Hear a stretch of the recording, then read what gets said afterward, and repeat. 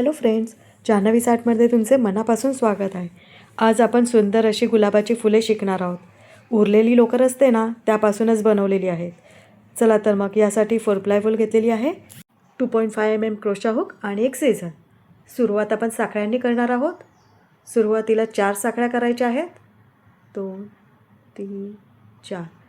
4 साखळ्या झाल्यावर पहिल्या साखळीमध्ये एक खांब करायचा आहे. 1 DC in A first chain. अशा प्रकारे एक लूप तयार झाले, हे बघा. आता परत 3 साखळ्या करा आणि आता आपल्याला खांब बनवायचा आहे. हे जे 2 लूप दिसत आहेत, हे बघा, तिथे एक खांब बनवायचा. हे दुसरं लूप तयार झालं. 3 साखळ्या करा परत आणि हे 2 जे लूप दिसत आहेत, तिथे एक खांब करायचा. हे बघा, हे 3 लूप आपले बनवून झालेले आहेत. अशा प्रकारे दिसत आहेत. परत 3 साखळ्या करा आणि या 2 लूपमध्ये एक खांब करा. असे आपल्याला टोटल 10 लूप बनवायचे आहेत. हे 4 लूप बनवून दाखवले मी तुम्हाला. हे बघा, अशा प्रकारे अजून 6 लूप बनवून घ्या. हे बघा, माझे 10 टोटल लूप झालेले आहेत बनवून. आता 2 साखळ्या करा आणि आपण जे बनवलं आहे ते सगळं टर्न करा. प्रोजेक्ट टर्न करा. आता या लूपमध्ये आपल्याला 7 खांब करायचे आहेत. 7 DC in A loop. 1 2 3 4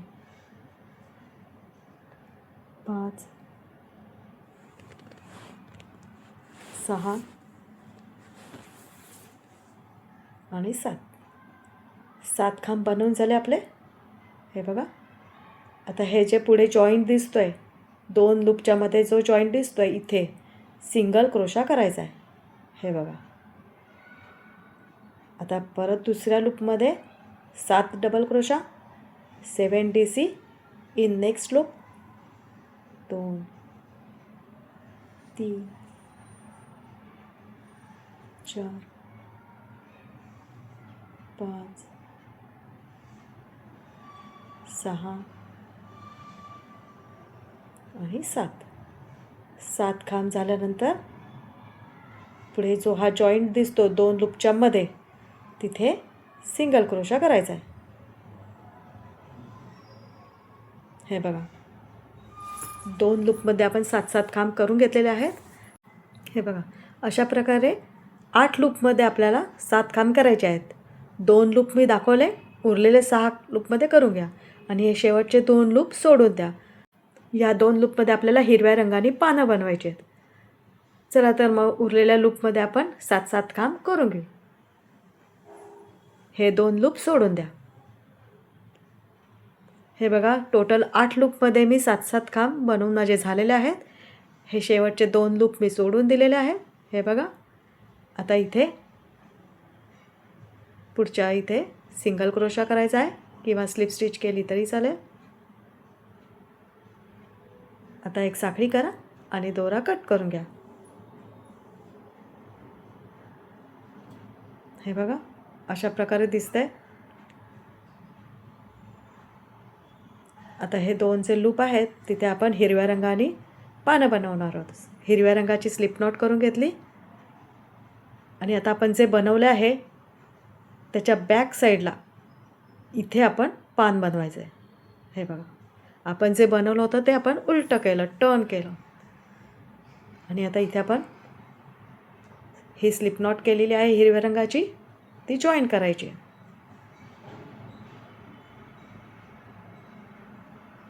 slip स्टिचने join करा. हे बघा, आता तिथे एक सिंगल क्रोशा करा. त्याच लूपमध्ये एक साखळी करा आणि आता ट्रिपल क्रोशा करायचा आहे.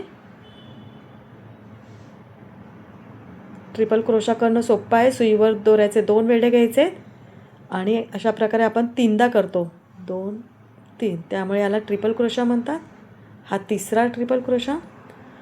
टोटल 3 ट्रिपल क्रोशा आपण करत आहोत. हे बघा, आता 3 साखळ्या करा आणि आता त्याचा पिको करायचा आहे. हे जे 2 लूप्स दिसत आहेत तिथे स्लिप स्टिच करायची. हे बघा. आता परत 3 ट्रिपल क्रोशा करायचे. हा पहिला ट्रिपल क्रोशा, हा दुसरा आणि हा तिसरा. 3 ट्रिपल क्रोशा करायचे. हे बघा अशा प्रकारे पान दिसतंय. आता 2 साखळ्या करा आणि पुढचे जे जॉईंट आहे इथे स्लिप स्टिचने जोडायचं आहे. हे बघा. आता परत 2 साखळ्या करा आणि अजून एक जे लूप आहे तिथे 3 ट्रिपल क्रोशा करा.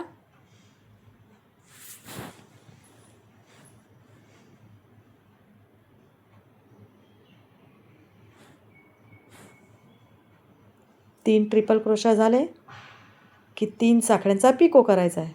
त्यामुळे 3 साखळ्या करा आणि या लूपमध्ये इथे स्लिप स्टिच करा. परत 3 ट्रिपल क्रोशा करा. 1 2 आणि 3.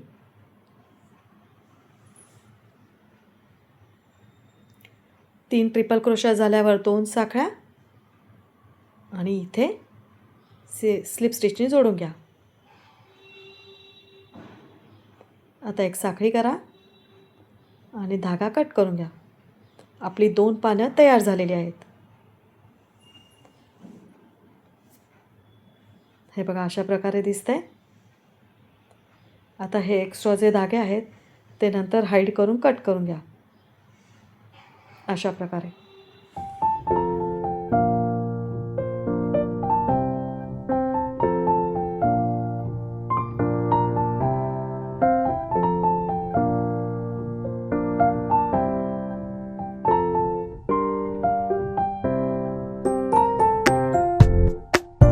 हे बघा सगळे एक्स्ट्रा धागे आहेत ते मी कट करून घेतलेत. आता आपल्याला गुलाबाचे फूल बनवायचे आहे. त्यासाठी मी सुईमध्ये दोरा ओवून घेतलेला आहे. आता आपण हे जे बनवलेलं आहे त्याची ही फ्रंट साईड आहे. हे बघा फ्रंट साईड नीट बघून घ्या आणि ही बॅक साईड. आता बॅक साईडला आपण अशा प्रकारे फोल्ड करायचं आहे. एक एक पाकळी अशी फोल्ड करत जायची. जरा घट्ट हात ठेवा व्यवस्थित. हे बघा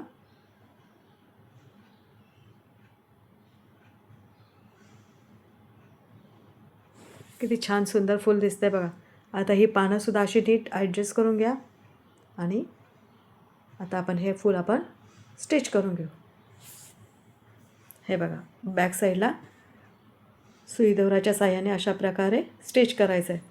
प्रत्येक लूप त्यामध्ये आला पाहिजे.